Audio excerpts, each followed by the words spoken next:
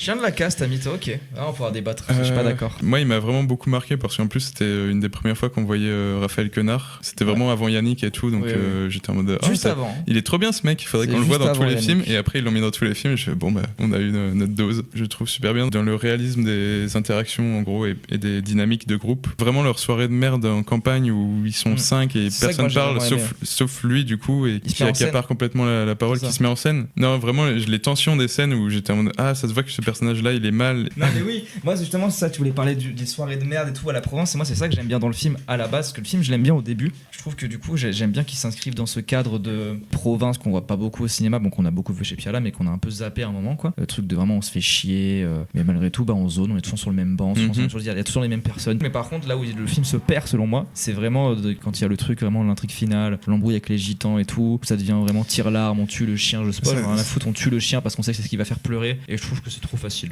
Là, vraiment, c'est là où j'ai vraiment pas aimé le film. Peut-être, moi, je sais pas, ça a fonctionné de fou pour moi. Ouais, moi franchement, c'est là, oui, bon, ok, t'as voulu faire un truc. C'est vrai que c'est peut-être un peu facile, mais je sais pas, moi, ça a fonctionné. Et puis il a perdu de sa radicalité pour moi. C'est surtout les scènes de dialogue, en fait, moi qui.